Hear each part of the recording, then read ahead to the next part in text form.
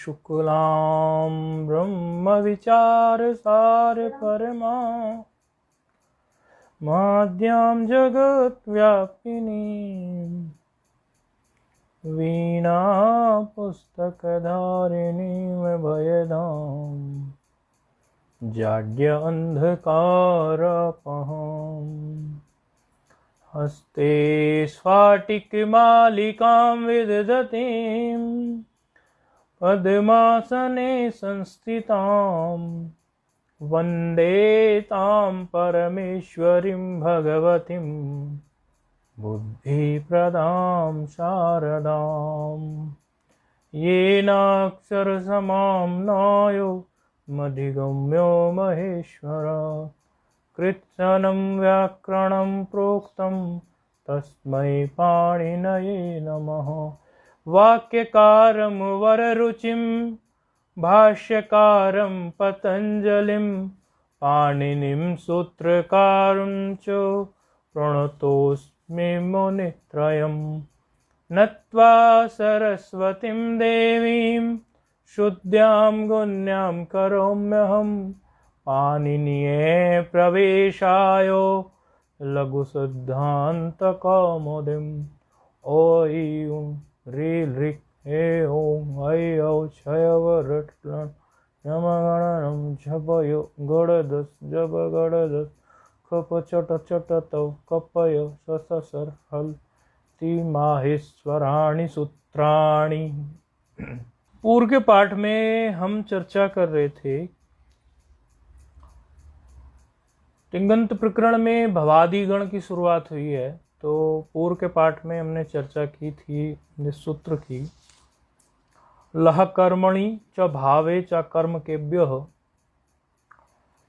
तो इसमें कुछ चीजें आई थी, जैसे सकर्मक क्या होता है, अकर्मक क्या होता है, सकर्मक धातु कैसी होती है, अकर्मक धातु कैसी होती है।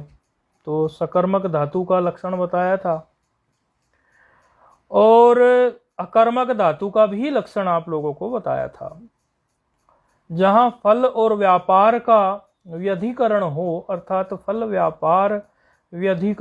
व्यधिकरण व्यापार वाचकत्वम सकर्मकत्वम, और जहां फल समानाधिकरण व्यापार वाचकत्वम वहां अकर्मकत्वम, अर्थात फल और व्यापार का आश्रय जहां एक ही हो, फल और व्यापार का समानाधिकरण जहां हो जाए वह अकर्मक कहलाएगी, और फल और व्यापार का जहां व्यधिकरण हो जाए, दोनों का आश्रय भिन्न हो, तो वह सकर्मक कहलाएगी।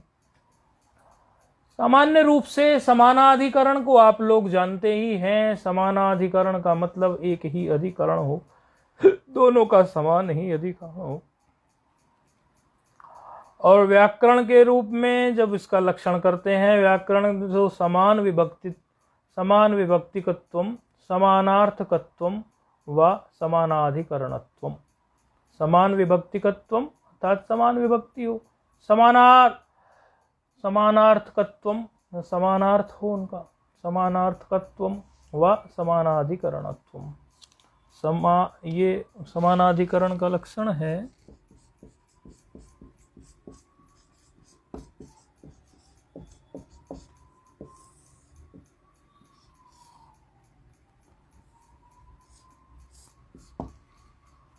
क्या है? समान विभक्तिकत्वम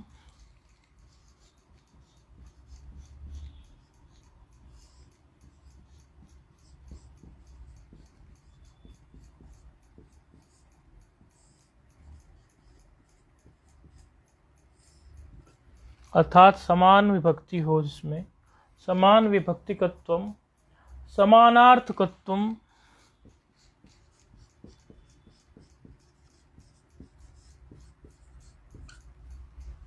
समान विभक्ति हो या अर्थ भी समान हो, क्या कहते हैं उसको? समानाधिकरण।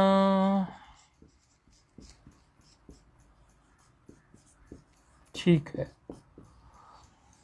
अब जो है इससे भिन्न आपको एक चीज और बताई थी, उसमें ये बताया था, सूत्र ने ये कहा था कि लकार जो हम अभी करने जा रहे हैं, लट लिट लुट लिट लेट लोट, ये सब जो लकार हम करने जाएंगे, 10 लकार आपको बताए थे, इसमें लेट लकार वेद में प्रयुक्त होता है, छंद मात्र गोचर, छंदो मात्र गोचर, ऐसा लघु सिद्धांत कौमुदी के क्रम में आया था। तो ये जो लकार हमारे हैं, इन लकारों को करने का जो एक तरीका बताया था, कहा था कि लकार जो होंगे सकर्मक यदि कोई होगा तो वो कर्मवाच्य होंगे या कर्तरीवाच्य होंगे, अर्थात कर्मणि कर्तरि च, कर्मवाच्य होंगे या तो कर्तरीवाच्य होंगे। और यदि अकर्मक होगी तो भाववाच्य होंगे या तो फिर कर्तावाच्य होंगे। कर्तरीवाच्य दोनों में ही रहेगा। और अकर्मक में चूंकि कर्म नहीं होता तो वहां कर्तरीवाच्य और भाववाच्य बनते हैं। वाच्य माना वॉइस, जो आप वाक्य बनाएंगे, वहां यदि आप सकर्मक धातु को लेकर वाक्य बनाएंगे, सकर्मक का आपको बताया ही है, फल और व्यापार का आश्रय जहां भिन्न भिन्न हो वही जो है सकर्मक कहलाती है। और फल और व्यापार का आश्रय जहां एक में ही हो, समान में ही हो, समानाधिकरण हो, वहां जो है अकर्मक कहलाती है। तो इस प्रकार जो है सकर्मक और अकर्मक कहते हुए कहा था, सकर्मक में जो लकार होंगे वो कर्तृवाच्य और कर्मवाच्य होंगे, और अकर्मक में जो होंगे वो कर्मवाच्य और जो होंगे वो भाववाच्य होंगे। अब इसमें आपको ये बताया था कि ये जो कर्तृवाच्य होते हैं, कर्तृवाच्य में जो कर्ता जो होता है कर्तृवाच्य में वो प्रथमा का होता है, और कर्म जो होता है वो द्वितीया का होता है, और क्रिया जो होती है वह कर्ता के अनुसार ही होती है। प्रथमांतो यदा कर्ता द्वितीया कर्मणस्तदा, क्या बोलते हैं कर्तृवाच्य को? प्रथमांतो यदा कर्ता द्वितीया कर्मणस्तदा, ये हो गया कर्तृवाच्य में, अर्थात प्रथमांत जहां कर्ता हो और कर्म जो हो वो द्वितीया में हो। और यदा कर्ता तृतीयांत, जहां पर कर्ता जो हो तृतीयांत हो, प्रथमा कर्मणस्तदा, और कर्म जो हो प्रथमा में हो उसको कर्मवाच्य कहते हैं। यदा कर्ता तृतीयांत प्रथमा कर्मणस्तदा, जहां कर्ता तृतीयांत हो और कर्म जो हो वो प्रथमांत हो, उसी को हम कर्मवाच्य कहते हैं। और यदा कर्ता तृतीयांत नास्ति वही कर्मणस्तदा, जहां कर्ता तृतीयांत में हो वहां जो है और कर्म ना हो, नास्ति वही कर्मणस्तदा, और कर्म ना हो उसको भाववाच्य कहते हैं। लिख देते हैं, 3 बात है, कर्तृवाच्य, कर्मवाच्य, भाववाच्य। यदा कर्ता तृतीयांत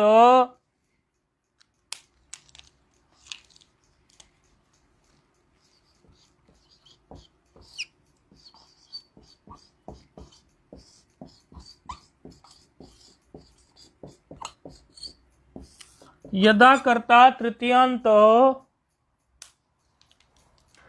प्रथमा कर्मणस्तदा,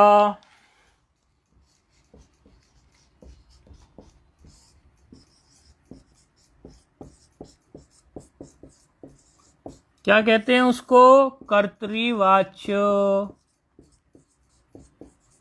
एक्टिव वॉइस अंग्रेजी वाले लोग बोलते हैं ना इसको, एक्टिव वॉइस। ठीक है, यदा कर्ता तृतीयांत प्रथमा कर्मणस्तदा, कर्तृवाच्य। और यहीं पर यदि हम क्या कर दें, यहां पर नहीं ये कर्ता तृतीयांत लिख दिया, नहीं ये तो फिर कर्मवाच्य हो गया ना, कर्ता कर्मवाच्य, ये कर्मवाच्य हो गया। चलो ये लिखा हुआ मिटाने से बेहतर है, इसी में हमने नीचे कर्मवाच्य कर दिया। कर्ता यदि तृतीयांत हो और प्रथमा में कर्म हो तो कर्मवाच्य होता है, भूल से बोला गया वैसा। और कर्तावाच्य किसको कहेंगे? इसी में क्या कर देंगे, प्रथमांत यदि कर्ता हो और द्वितीयांत यदि कर्म हो तो कर्तृवाच्य हो गया। और यहीं पे यदि कर्ता जो हमारा है वो तो हो तृतीयांत और कर्म उसमें ना हो तो भाववाच्य हो गया। 3 वाक्य बता देते हैं आपको, एक कर्तृवाच्य का, एक कर्मवाच्य का और एक भाववाच्य का। आपको वाक्य को देखकर समझने में बहुत आसानी रहेगी। 3 वाक्य बता रहे हैं। प्रथम वाक्य बता रहे हैं कर्तृवाच्य का, अर्थात जिसमें कर्तृवाच्य है, एक्टिव वॉइस है। कर्तृवाच्य वाक्य किस प्रकार के होते हैं? देवदत्तः ग्रामं गच्छति।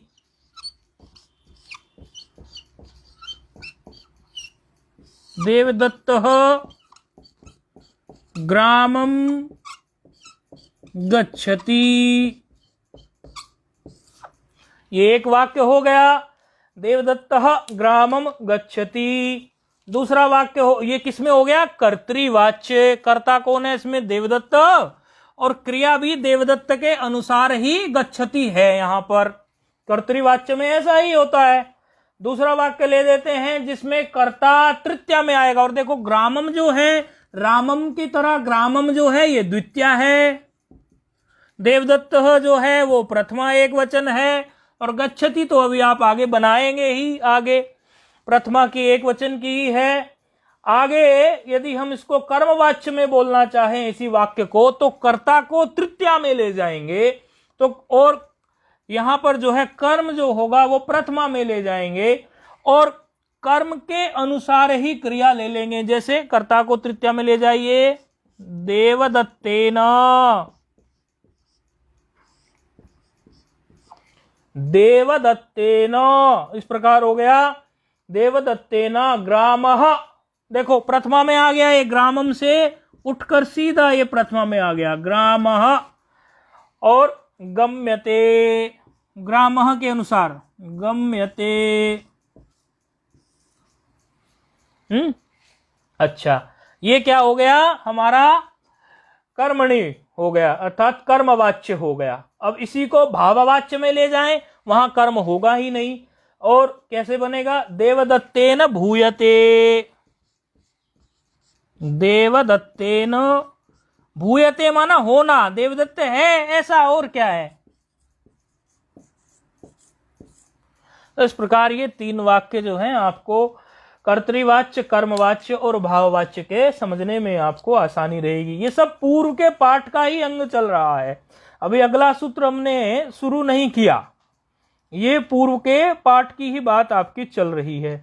धातु क्या होती है? धातुअर्थ क्या होता है? जिसमें फल और व्यापार हो, फल व्यापार हो धातु अर्थ हो। धातु का अर्थ क्या होगा? फल व्यापार हो धातु अर्थ हो। ठीक है। अच्छा, अब जो है अग्रिम सूत्र की तरफ हम बढ़ते हैं। अग्रिम सूत्र की तरफ चल रहे हैं। अब आज के पाठ में अग्रिम सूत्र आ रहा है, वर्तमाने लट।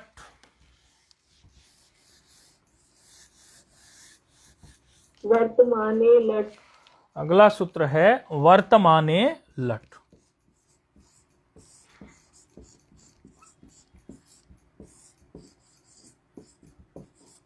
देखो, आपको जो लकार बताए थे उनमें सर्वप्रथम अब जो है लकार होने जा रहा है लट लकार। किस स्थिति में लट लकार होगा उसी बात को लेकर वही निर्णय लेके ये सूत्र आ रहा है 3-2-123। वर्तमाने लट। वर्तमाने लट क्या कह रहा है सूत्र? पहले इसमें हम सूत्र छेद कर लेते हैं जो हमारी प्रक्रिया है, और उसके बाद जो है हम उसके अधिकार देख लेते हैं, फिर सूत्र की वृत्ति देख लेते हैं, भावार्थ देख लेते हैं, और सूत्र हम जो है सम्यक प्रकार से पूरा कर लेते हैं। वर्तमाने एक पद है सप्तमी का, सप्तमी एक वचन। लट एक पद है प्रथमा एक वचन का। 2 पद हैं, वर्तमाने सप्तमी एक वचन, लट प्रथमा एक वचन। अधिकार आ रहा है इसमें, अधिकार है, अच्छा अनुवृत्ति आ रही है इसमें कृत की। सूत्र है 3-1-93 पर, उसी सूत्र से कृत पद की अनुवृत्ति आ रही है। कृत पद है 3-1-93 से। अधिकार इसमें जो चल रहा है, अच्छा पहले हम जब सुबंत सिद्ध करते थे तो प्रत्यय परश्चय का अधिकार चलता था, वहां पे ज्ञ प्रातिपदिका का अधिकार चलता था, और उसके बाद हम वहां प्रातिपदिक संज्ञा करने के लिए 2 सूत्र बोलते थे। यहां थोड़ा क्रम बदल जाएगा, यहां चीजें बदल जाएंगी। किस प्रकार? अधिकार तो यहां भी जो है प्रत्यय का भी है, 3 1 1 पे बैठा हुआ है प्रत्यय सूत्र। परश्च का भी है, 3 1 2 पर बैठा हुआ है, क्योंकि ये 3 2 123 है सूत्र, तो 3 1 1 पहले बैठा है, 3 1 2 भी बैठा है। परश्च धातो हो का अधिकार भी यहां पर चलता है, यहां पर धातो हो का अधिकार भी चलता है।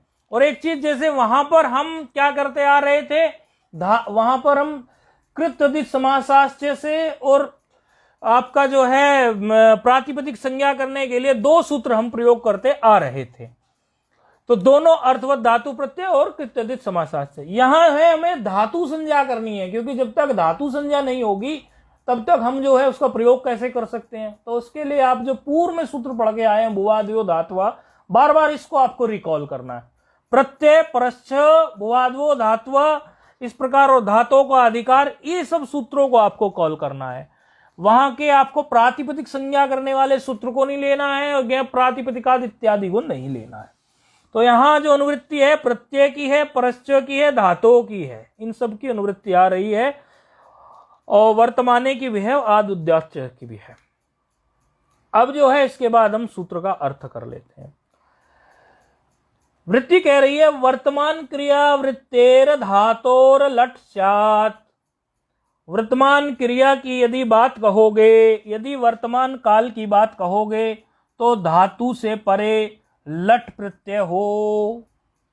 अच्छा, लट प्रत्यय क्या है? क्योंकि प्रत्यय के अधिकार में पढ़ा गया है ना लट, तो लट भी एक प्रत्यय है। भले लट प्रत्यय में टकार जो है हमारा, अभी देखो वृत्ति ही कह रही है कि धातु वर्तमान काल का, यदि आप वर्तमान काल की विवक्षा यदि आपको हो, यदि आप वर्तमान काल की बात करेंगे, तो वर्तमान काल की वाचक धातु से आप लट प्रत्यय कीजिए, लट प्रत्यय हो। और फिर क्या क्या, अटावितौ। अटावितौ मतलब क्या? देखो इसमें अटौ इतौ ऐसा है, अटावितौ को तोड़ोगे ना तो अटौ इतौ ऐसा निकलेगा। तो अटावितौ मतलब क्या है?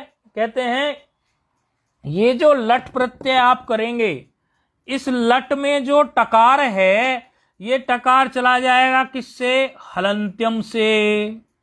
हलंत्यम आपने पढ़ा है भली भांति, हलंत्यम अदर्शनम लोपः तस्य लोपः से अनुबंध लोप हो जाएगा।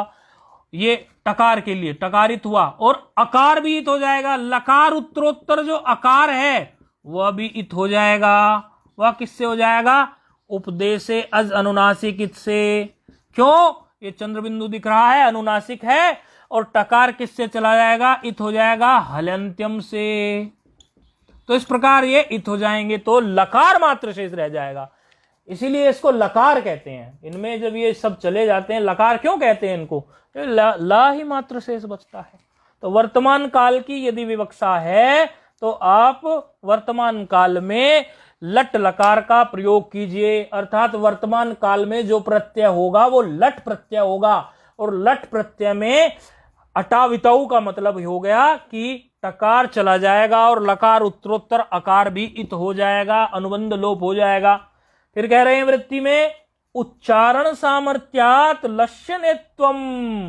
उच्चारण सामर्थ्य से ये जो लकार है ये नहीं जाएगा। नहीं तो आप कहेंगे कि लसकवत तदिते लगा दीजिए महाराज जी, यहां पर लकार भी भेज दीजिए। नहीं, उच्चारण सामर्थ्य समझ लो या लक्ष्य का अधिकार समझ लो, लकार नहीं जाएगा। लकार चला गया तो बोधन ही किससे होने वाला है? फिर उच्चारण क्या बचेगा? फिर कोई बचेगा उच्चारण करने के लिए? कुछ बचेगा? लकार भी गया तो टकार चला गया, अकार चला गया, लकार चला गया, फिर बचा क्या? तो उच्चारण सामर्थ्य से कुछ तो रखना पड़ेगा, और लक्ष्य का अधिकार भी समझ रहे हैं यहाँ पर। तो इस प्रकार जो है ये वर्तमान काल में क्या हो? लकार हो, कैसा? लट हो, अर्थात लट प्रत्यय हो। अब यहां पर बार बार ये चर्चा आ रही है कि ये वर्तमान वर्तमान वर्तमान क्या है। अब आप लोगों ने आपकी हिंदी में, इंग्लिश में किस प्रकार वर्तमान को जानते हैं ये हमें नहीं पता, लेकिन वर्तमान काल की ठीक ठीक परिभाषा कुछ इस प्रकार की है, जो कार्य हमने शुरू किया है और उसके समाप्त होने तक जो क्रिया हो रही है, उस पूरे व्यापक अर्थात उस पूरे टाइम स्पैन को वर्तमान काल ही बोलेंगे। जैसे आपको चावल पकाना है, या मैगी नूडल्स पकाने हैं, आज के जमाने के बच्चे मैगी नूडल्स खाते हैं, तो आप क्या करेंगे? बोले 2 मिनट में बन जाएगी मैगी। तो 2 मिनट में भी तो कुछ कार्य करोगे कि नहीं करोगे? क्या कार्य करोगे कि पहले गैस ऑन करोगे, फिर उस पर पानी चढ़ाओगे, फिर उसमें डालोगे, फिर थोड़ा बार बार से उसको चम्मच से, कांटे से, फोर्क से, करछी से हिला हिला के देखोगे। चावल है तो चावल को देखोगे। इस प्रकार जो ये बार बार आप व्यापार कर रहे हैं, ये व्यापार आपको बताया था कल भी, ये पूरे व्यापार करने का जो एक काल है, ये पूरा का पूरा शुरू से लेकर और जब तक वो अंत हो रहा है, जब तक वो पक ना जाए, जब तक पूरा काम निपट ना जाए, जब तक पचन क्रिया पूर्ण हो जाए, इस पूरे टाइम स्पैन को वर्तमान काल ही कहेंगे। कोई कहने लगे जैसे कि कहीं एक पुल बन रहा है फलाने डेम का, या जानकी झूला बन रहा है, राम झूला बन रहा है, या कुछ और बन रहा है, तो उसके बनने के शुरुआती क्षण से, जब से वो बनना शुरू हुआ है और अंत तक का जो काल है, जब तक उसका उद्घाटन होकर उस पर चलना चालू ना हो जाए, परिपूर्ण ना हो जाए, संपूर्ण ना हो जाए, परिसमाप्ति ना हो जाए, तब तक का जो पूरा टाइम स्पैन है वो पूरा का पूरा ही वर्तमान काल कहलाएगा। इसलिए आज से वर्तमान काल की ये परिभाषा अपने मस्तिष्क में रख ले। लक्षण क्या बनेगा? समारब्ध क्रियायाः परिसमाप्ति पर्यंत, जो क्रिया प्रारंभ की गई है समारब्ध क्रियायाः परिसमाप्ति पर्यंत, समाप्ति तक, व्यापक, अर्थात वो टाइम स्पैन के लिए व्यापक शब्द लिया है, व्यापक क्रिया आश्रय, व्यापक क्रिया आश्रय, क्रिया का आश्रय है कि नहीं उस काल में, कालत्वम वर्तमानत्वम, ये लक्षण हो गया।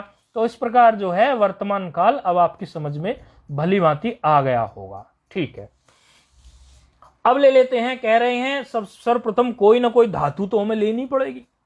बोले ले लेते हैं, एक धातु लेते हैं भूसत्तायाम, भूसत्तायाम धातु ले लेते हैं। कहते हैं भूर्भुवः स्वः में भी भू सर्वप्रथम आया है, मंगलकारी बहुत है, इसीलिए हम इस भू धातु को ही ले लेते हैं। और चूंकि ये भू धातु ही आदि में है इस गण में, इस गण में अन्य भी धातुएं आएंगी, लेकिन भू धातु ही आदि में बैठी है, इसीलिए गण का नाम भी भवादि पड़ गया। भू आदि से इकोयणची होके भवादि, तो इस प्रकार जो है इसका नाम जो है भवादि गण पड़ गया। भूसत्तायाम धातु में कर्तरी विवक्षा में, क्योंकि अभी हम ये 10 गण पढ़ने जा रहे हैं, 10 गण की हम आरंभ हो रहा है हमारा।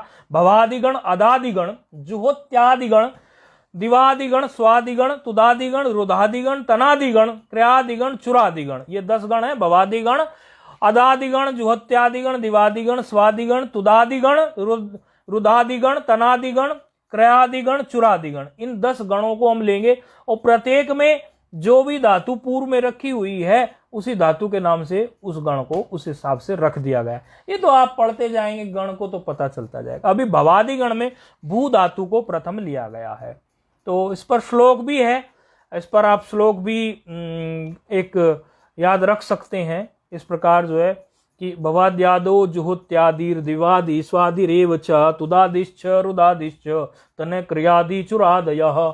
पूर्व के काल में, अभी तो क्या है संस्कृत कुछ समय से जो है कम सी प्रयोग में हुई, इस वजह से लोगों को कठिनाई जानने लगी, अन्यथा तो पहले कोई भी बात कहनी होती थी तो संस्कृत के श्लोक से ही बात कही जाती थी। अब यही तो बात कही है इन्होंने कि भाई ये 10 गण है, उसी के लिए श्लोक मिल गया।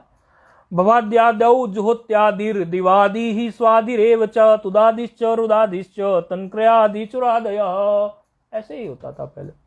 वस्तुतः ये जो सूत्र आप पढ़ रहे हो 1275 लघु सिद्धांत कौमुदी में, ये भी छंद ही हैं, ये तो सूत्र के रूप में बाद में रचे, आप देखेंगे ये तो छंद थे पूर्व में। तो छंदवत सूत्राणि भवन्ति, छंद ही रहेंगे उसी अनुसार, इसलिए इनका उच्चारण भी कई बार होता है। खैर, ये फिर हमने प्रारंभ में जो है लघु सिद्धांत कौमुदी क्रम से भू सत्तायाम धातु को ले लिया। सत्तायाम क्या? भू मतलब होना मात्र, सत्ता मात्र, होना मात्र, उसी को कहते हैं भू सत्ता। भू धातु जो है सत्ता अर्थ में, होना मात्र जो है भू सत्तायाम। कर्तरी विवक्षा में करेंगे, आगे कभी कर्म में करेंगे, अभी कर्तरी विवक्षा में चल रहे हैं। कर्तरी विवक्षा में वर्तमान काल में लट प्रत्यय करेंगे, वर्तमान काल के लिए लट प्रत्यय ही होता है। ठीक है, ले आइए, भूसत्तायाम धातु ले लीजिए और कर्तरी विवक्षा में लट ले लीजिए और लट की पूरी प्रक्रिया आप जान चुके हैं। लट में से केवल लकार मात्र शेष बचेगा, टकार और लकार उत्तरोत्तर अकार जो है ये इत हो जाएगा। अदर्शनम लोपः तस्य लोपः से लोप हो जाएगा। ये बात हम आपको भली भांति समझा चुके हैं, तो इसको दोबारा से कहने की जरूरत नहीं है। तो भूधन लट में केवल भूधन ला मात्र जो है वो शेष रह जाएगा। ठीक है, अब जो है भूधन ला एक ऐसी स्थिति बन गई हमारी। आपकी पुस्तक में भी लिखा है क्या, कर्तृविवक्षायाम भूला इति स्थिते, कर्तृविवक्षा में भूधन ल अर्थात भूल इति स्थिते ऐसी आ गई। इसके बाद जो है अग्रिम सूत्र शुरू हो रहा है। जिस प्रकार आपने सुओजस्मोत्सष्टाभ्याम विसर्गेभ्याम इत्यादि करके 21 प्रत्यय को आपने प्रातिपदिक से प्रत्यय परश्चय के अधिकार में चलाकर प्रातिपदिक से परे रख के रूप सिद्ध किए थे, ठीक इसी प्रकार यहां पर 18 आपके सामने प्रत्यय आकर खड़े होंगे और वो 18 प्रत्यय आपको अपने क्रम से लगाने पड़ेंगे। कब, परस्मैपदी, आत्मनिपद, ये सब बातें आगे आ रही हैं। तो सर्वप्रथम तो भूधन ल ऐसी स्थिति में सूत्र प्रकट हो रहा है। तिप्तस झी सिप्तस्थ मिबवस मस ताथाम झ था थाम ध्वम इड्वही महिंग। हमने तोड़ के बोला है पहले।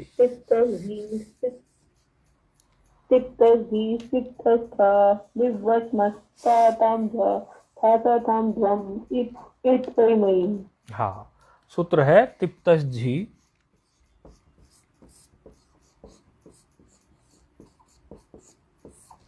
ये 18 प्रत्यय हैं। तिप्तस झी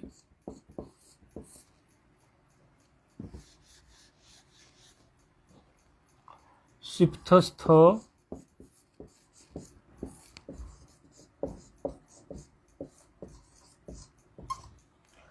तिप्तस झी सिप्तस्थ मिब, ये मिप से मिब हुआ है, झलाम जसो अंते से मिप है, ये मिप से मिब हुआ है। मिप वस मस,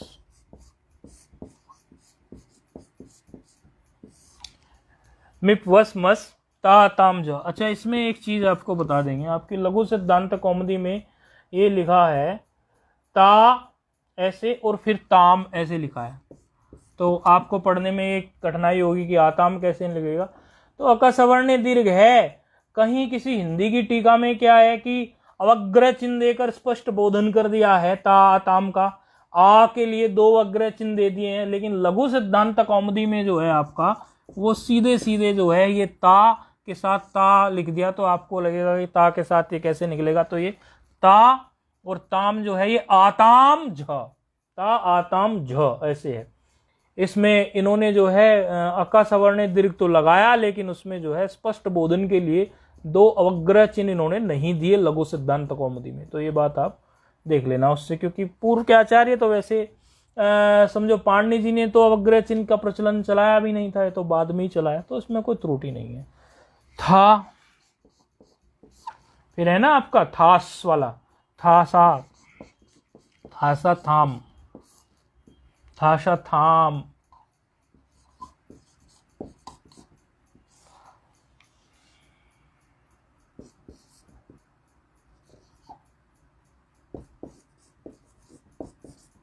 वही महिंग। ठीक है, ये है 3 4 78।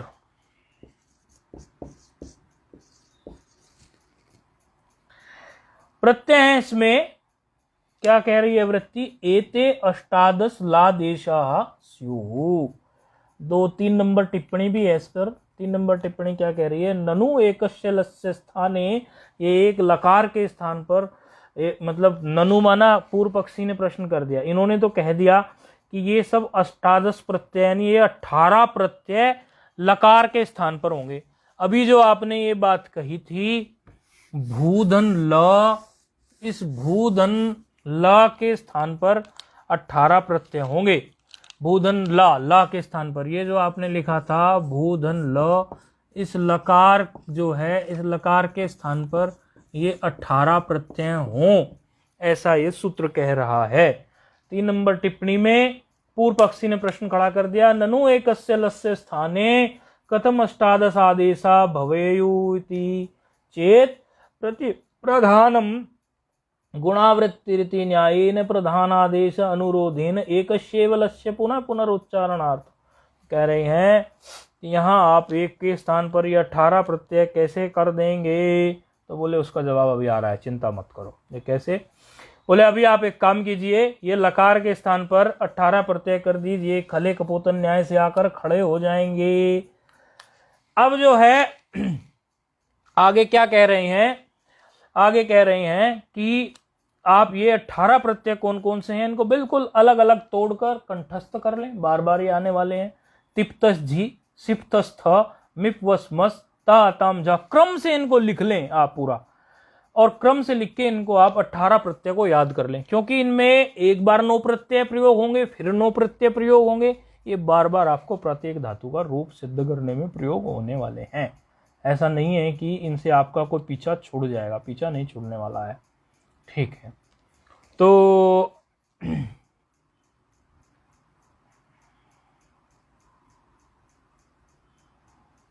हाँ, इसमें क्या है, ये जो आप देख रहे हैं, ये क्या देख रहे हैं कि आपके तिप, जैसे ये आप देख रहे हैं कि तिप्तस झी है, तिप्तस झी में देख रहे हैं ये पकार इत्यादि जो हैं, इनकी देखो तो आपकी इनको हलंत्यम से ये चला जाना चाहिए। पकार जो है तिप में भी है, सिप में भी है, मिप में भी है, तो ये तो चला जाना चाहिए हलंत्यम से, लेकिन इनको इसलिए नहीं भेज रहे हैं, आगे सार्वधातुकम अपित सूत्र आएगा तो उसमें सार्वधातुक इत्यादि में जो कार्य करने होंगे, तो वहाँ आप जो पकार जिसमें इथो उसी को तो पित बोलते हैं, तो वहाँ यदि पकार हो ही नहीं तो पित कहाँ से निकल के आएगा? तो ये इस वजह से इनको अनुबंध लोप जो है ना करने की बजाय जो है इनका कुछ प्रयोग करने के लिए इनको यहाँ पर रख लिया गया है। और भी अन्य में भी आप देख रहे हैं कि जिस प्रकार आप ये आपके सामने है, तस है, थस है, वस है, मस है, थास है, ये भी नहीं हुए, इनमें भी ये इत नहीं हुए, तो इनके लिए तो हमारे पास एक बड़ा सॉलिड सा कारण है, एक सॉलिड सा रीजन हम पढ़ के आए हैं कि इन प्रत्ययों की विभक्तिश्च से विभक्ति संज्ञा तो है, क्योंकि सुबंत और तिंगंतों की विभक्ति संज्ञा होती है, और विभक्ति संज्ञा होने के बाद में न विभक्ता हो तो स्माहा ये कहता है कि विभक्ति में यदि तकार हो, सकार हो, मकार हो, इस प्रकार जो ये हो, इनकी इत नहीं हो, तो ये सकार हैं। तो सकार कहाँ से इत हो जाएंगे? तस में भी सकार है, थस में सकार है, वस में, मस में, थास में, इसमें। और आताम, आधाम, आताम, आथाम, ये जो ध्वम इत्यादि जो है, ये इनमें जो मकार है, इनकी भी मकार की नहीं होगी, क्योंकि न विभक्तो तुस्मा ही इनकी इत का बाद कर देगा। और जो आपके ये इट वही महिंग में जो महिंग जो है, और महिंग का उपयोग हम आगे तंग और तिंग ये सब प्रत्याहार बनाने में कहेंगे, क्योंकि तंग को लेकर भी सूत्र लेंगे और तिंग को लेकर भी हम रखेंगे बार बार विचार, तो तंग और तिंग बनेंगे ही नहीं। यदि यही चले गए तो तंग और तिंग को लेकर फिर सूत्र कहाँ से खड़े करेंगे? तो इस प्रकार जो है कुछ में तो हमारा जो नियम है वही रोक देता है उनको इत होने से, और कुछ में उनको जानबूझकर इत नहीं होने दिया गया है, क्योंकि सूत्रों में उनकी मदद लगेगी हमें। तो ये 18 प्रत्यय जो हैं खले कपोतन न्याय से आकर खड़े हो गए हैं। अब इन 18 प्रत्यय की व्यवस्था देने के लिए अग्रिम सूत्र प्रकट हो रहा है। लह परस्मई पदम, लह परस्मई पदम, अग्रिम सूत्र प्रकट हुआ लह परस्मई पदम।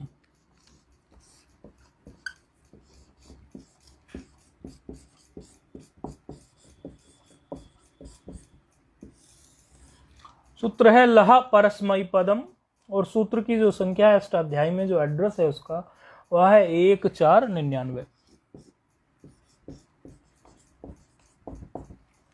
अच्छा, सूत्र क्या कह रहा है? लादेशाह परस्मई पद संज्ञासु। अच्छा, पदच्छेद कर सूत्रच्छेद कर लेते हैं।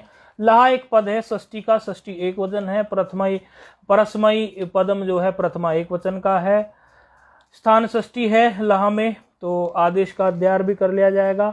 अब इसमें जो है सूत्र क्या कह रहा है? सूत्र कह रहा है लादेशः परस्मई पद संज्ञास्यो। क्या कह रहा है कि ये जो ला के स्थान पर आपने आदेश किए हैं, लकार के स्थान पर जो आपने आदेश किए हैं, लकार के स्थान पर होने वाले जो आदेश हैं वे परस्मयी पद संज्ञक हों।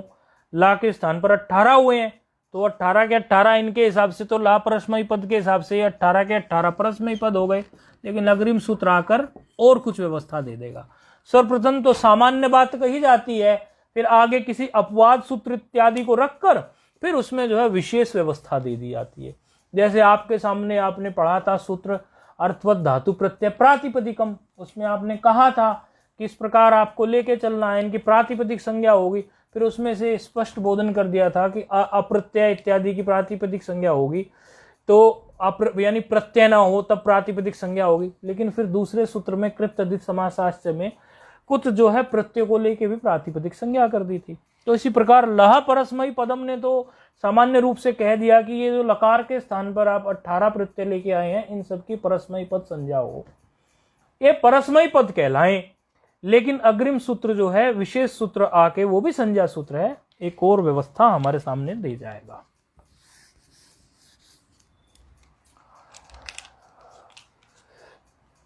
तंगानावात्मने पदम, तंगानावात्मने पदम, अग्रिम सूत्र आया है तंगानावात्मने पदम, वात्मने पदम है ना, तंगानावात्मने पदम। ये कुछ विशेष व्यवस्था दे देगा। सूत्र है 1 4 100 पे है, 100 बैठा हुआ है पूरा, 1 4 100 है। तंगानावात्मने पदम सूत्रच्छेद संज्ञा सूत्र है, ये भी, वो भी संज्ञा सूत्र था, तो देख लेंगे। पदच्छेद करेंगे तो कर लेंगे, कोई ऐसी बात नहीं है। तंगानाऊ तक एक ले लोगे आप, और आत्मने पदम तक आप समझ ही रहे हैं ये बात कि इनमें जो है एचो यवा हुआ है। ये तंगानाऊ यहाँ से निकाल लेंगे, आव है ना, और आत्मने पदम यहाँ से निकाल लेंगे। तो तंगानाऊ आप ले लेंगे प्रथमा को, और आत्मने भी प्रथमा को। एक प्रथमा द्विवचन है, तो एक प्रथमा का एक वचन है। 2 पद हैं सूत्र में, अनुवृत्ति आ रही है लहा की, लहा परस्मयी पदम से। अभी ये सूत्र हमने देखा ही है, लहा परस्मयी पदम 1 4 99 पे बैठा है, और 1 4 100 में इसकी अनुवृत्ति आ रही है। अगले सूत्र में लहा परस्मयी पदम से लहा की अनुवृत्ति आ रही है।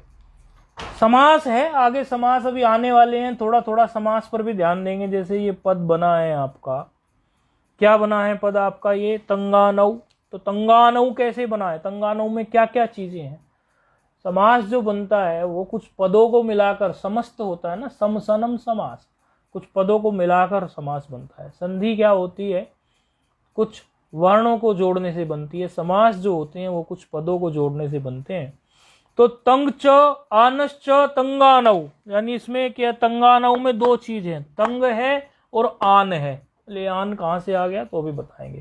तंग च आनश्च तंगानऊ इतरेतर द्वंद है। अच्छा, कैसे हुआ, बोले देखिए तंग क्या है, तो तंग तो आप समझ जाएंगे, तंग को समझने में आपको कोई कठिनाई नहीं आएगी।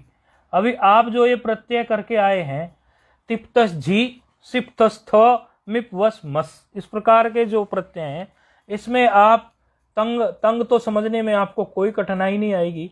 अच्छा, और दूसरे जो प्रत्यय आपने किए हैं, ता आताम झ, था साथाम ध्वम, इट वही मही, इनको चाहें तो आप अपने अभ्यास के लिए अपने हाथ से एकदम अलग अलग करके निखार के लिख सकते हैं। जैसे लिख लेंगे यहाँ पर तिप्तस झी,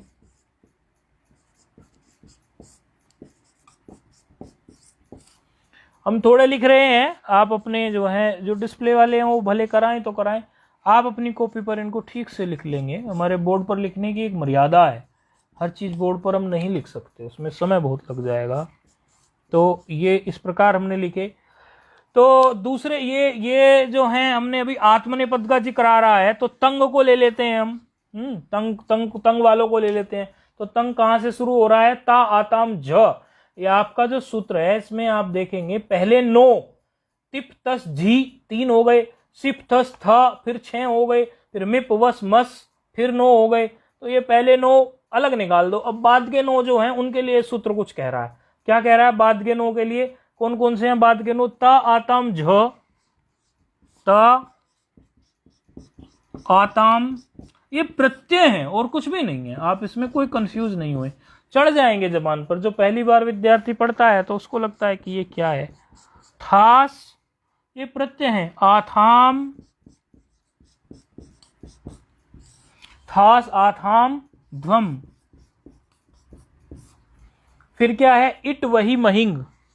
वो जो इड था वो इड ही ये इट है। हाँ, टकार से डकार हुआ था, जलाम जसवंत से टकार से, तो इट वही और महिंग। अब इनके बारे में बोला है इन्होंने, जैसे वहां पर हम सुप बोल देते थे, सुओजस के सु से लेकर और आपके सप्तमी विभक्ति के बहुवचन का जो प्रत्यय सुप होता था उसके पकार तक उसको पूरे सुप प्रत्यय बोल देते थे 21।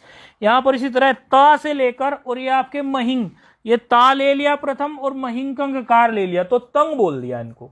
तो तंग तो ये हो गया तंगा नाव में।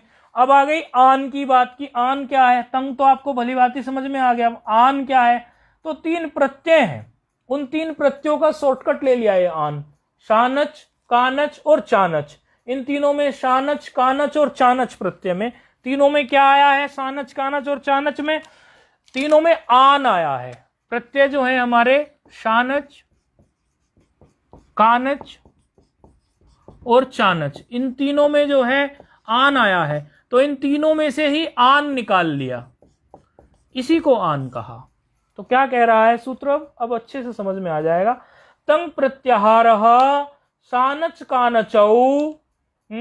ये तो तंग प्रत्याहार हो या तो यानी ता से लेकर और महिंग के ग तक।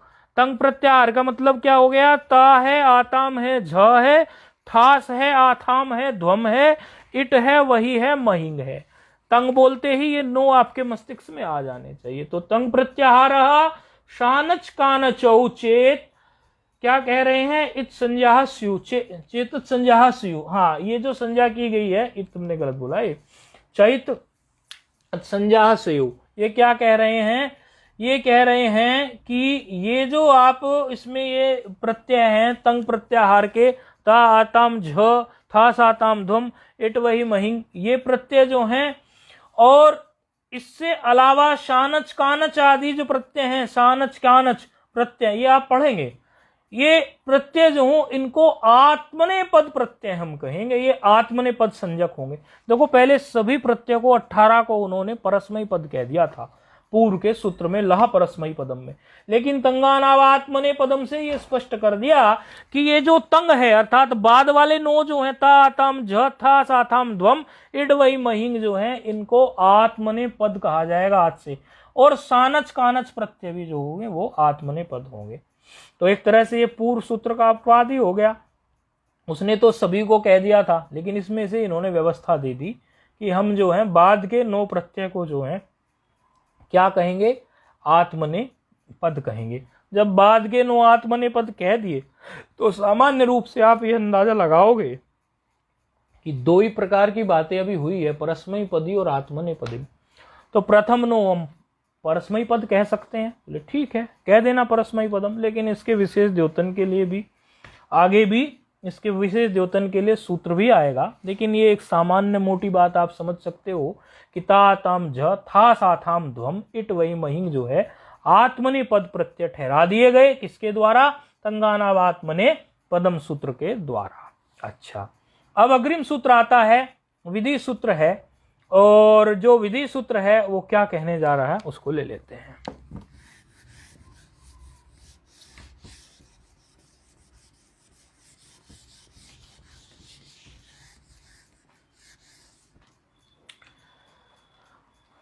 अनुदात्त आत्मने पदम, आत्मने पदम।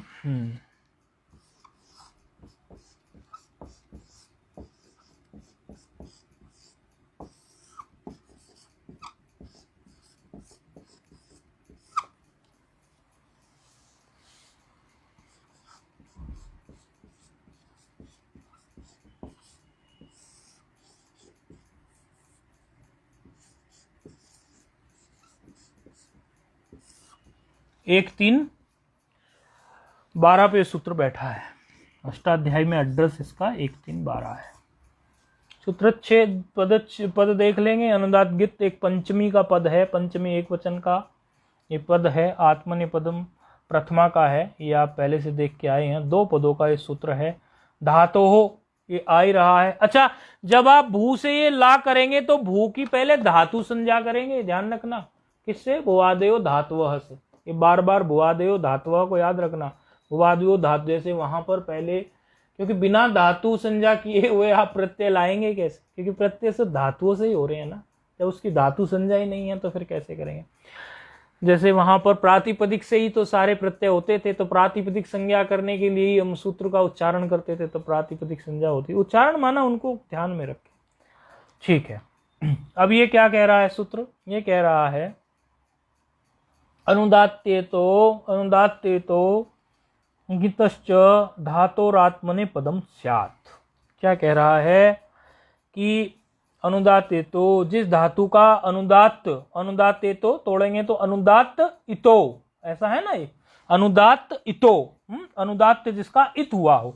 अनुदात्तेतो जो लिखा है ये इकार निकलेगा इसमें, तो अनुदात्त इतो, अनुदात्त जिसका इत हुआ हो, जिस धातु का अनुदात्त इत हुआ हो या गिकार इत हुआ हो, या तो अनुदात्त इत हुआ हो या गिकार इत हुआ हो। तीन चीजें पढ़ाई थी आपको उदात्त संज्ञा प्रकरण में, अनुदात्त और स्वरित, और तीनों के चिन्ह भी बताए थे। वस्तुतः आज कल जो है चिन्ह लुप्त से हो गए हैं, लेकिन फिर भी गुरु परंपरा से कई कई पुस्तकों में स्पष्ट दिए हुए हैं चिन्ह। तो आपको वो चिन्ह भी बताए थे। अनुदात्त में वर्ण जब लिखते हैं अनुदात्त को तो चिन्ह कहाँ लगाते हैं, और पड़ा डंडा है कि खड़ा डंडा है, और उदात्त में लगाते हैं कि नहीं लगाते हैं, और स्वरित है तो कैसा। तो ये तीनों चीजें आपको बताई थी सूत्रों के माध्यम से भी, और अलग से अभ्यास भी कराया था। तो जिस धातु का अनुदात्त इत हो, अर्थात अनुदात्त वर्ण जो उसमें इत हो, या जो है गकार इत हो, गिकार, तो उस धातु से परे लकार के स्थान पर आत्मनेपद प्रत्यय ही होंगे। क्योंकि ये तो हमने जान लिया कि प्रत्यय जो हैं दो प्रकार के, दो कैटेगरी में हमने प्रत्यय रख दिए। जो 18 प्रत्यय हमने अभी पढ़े, वो 18 प्रत्यय तिप्त जी, ये सब जो 18 प्रत्यय हम देख रहे हैं, इन 18 प्रत्ययों को दो कैटेगरी में हम बनाने जा रहे हैं, परस्मय पद और आत्मनेपद। जिसमें आत्मनेपद को हमने अभी समझा कि आत्मनेपद कौन से वाले हैं, तंगानाव आत्मनेपदम से। अब ये परस्मय पद और आत्मनेपद जो प्रत्यय हैं, ये किस धातु से तो आत्मनेपद प्रत्यय होंगे और किस धातु से ये परस्मय पद प्रत्यय होंगे, ये भी तो एक निर्णय लेना पड़ेगा। ये तो है नहीं कि किसी भी धातु से कोई भी प्रत्यय कर दिया जाएगा, उसकी भी एक व्यवस्था होगी। उन व्यवस्था को देने के लिए अनुदात्त गित आत्मनेपदम जो कहा गया, उसमें कहा गया कि अनुदात्त इतो गितश्च धातोरात्मनेपदम स्यात्, अर्थात जिस धातु का अनुदात्त इत हो या गकार इत हो, उस धातु से परे लकार के स्थान पर आत्मनेपद प्रत्यय कीजिए। इस प्रकार की व्यवस्था उन्होंने दे दी, ठीक है। इस प्रकार की व्यवस्था जब उन्होंने दी तो ये जो हम देखते हैं अनुदात्त का, तो अनुदात्त का चिन्ह हमने थोड़ा देखा हुआ है पहले। तो वैसे तो गुरु परंपरा से आपको और शास्त्र का जब ज्ञान आपको भली प्रकार से हो जाएगा तो आप अनुदात्त उदात्त ये सब ठीक से पहचानने लगेंगे।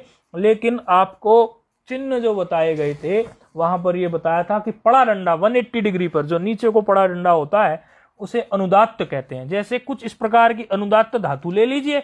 अनुदात्त धातु जैसे क्या ले ली, एद वृद्धौ, वैसे तो आपकी खोपड़ी में सेट हो जाया करेंगे ये, एद वृद्धौ धातु ले रहे हैं, इसमें नीचे डंडा दिखा दिया हमने। ये किस लिए? अनुदात्त, इसको अनुदात्त के लिए इसमें हमने नीचे डंडा दिखा दिया। एद वृद्धौ धातु में कर्मी कांतौ धातु हम दिखा रहे हैं, उसमें भी ये नीचे डंडा दिखा रहे हैं। किसके लिए दिखा रहे हैं कि ये अनुदात्त है। यति प्रयत्न ये भी अनुदात्त है, तो इसमें अनुदात्त इत होगा। अनुदात्त उत्तात्त या स्वरित, ये आखिर धर्म किसका होता है? ये अचो का ही तो धर्म होता है। तो धकार उत्तरोत्तर आकार में जो उसको होगा वो स्वर का ही होता है। स्वर जो हमारे होते हैं अच, उन्हीं का धर्म होता है अनुदात्त इत्यादि। तो इसमें एद वृद्धौ धातु में धकार उत्तरोत्तर आकार जो है वही तो हमारा अनुदात्त होगा। तो वो अनुदात्त है और वो इत होने जा रहा है, और धातु केवल जो है एद मात्र शेष बचेगी, तो वो इत हो गया। अनुदात्त इसमें इत हुआ है, इसीलिए इस धातु में जो प्रत्यय आएंगे वो प्रत्यय कौन से आएंगे? आत्मनेपद वाले प्रत्यय आएंगे। यदि ये गित धातु होती तो भी आत्मनेपद वाले ही होते। गित धातु होती, जैसे सींग स्वप्ने धातु है सींग स्वप्ने, ये देखिए सींग स्वप्ने मतलब सोने के अर्थ में। ये देखिए इसमें गकारित हुआ है, ये हलंत्यम से जाएगा, दर्शनम लोपा तस्य लोपा, वो क्रम तो आप जानते हैं। ये गित धातु है, ये गित धातु का उदाहरण आ गया आपके सामने। और ये जो था वो किसका था? अनुदात्त का। ऐद वृद्धो किसका था? अनुदात्त का। तो एक उदाहरण अनुदात्त का ले लिया, एक ले लिया गित का, दोनों ही बात कह रहा है सूत्र।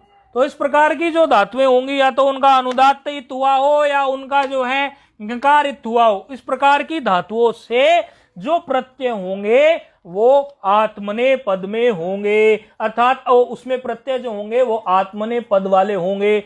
आत्मने पद प्रत्यय आपने अभी देखे थे, तंगानाव आत्मने पदम, अभी भी पढ़ा। कौन कौन से प्रत्यय? ता हो सकता है, आताम हो सकता है, झा हो सकता है, थास हो सकता है, आथाम हो सकता है, ध्वम हो सकता है, ईट हो सकता है, वही हो सकता है, महिंग हो सकता है। ये प्रत्यय इसमें हो सकते हैं। तो अनुदात्त गित आत्मने पदम, ये बात कह रहा है। दिमाग गर्म हो जाएगा आपका, नए नए हो अभी, बाकी पाठ कल देख लेंगे। ओम पूर्णमदः पूर्णमिदं पूर्णात् पूर्णमुदच्यते पूर्णस्य पूर्णमादाय पूर्णमेवावशिष्यते। ओम शांति शांति शांति।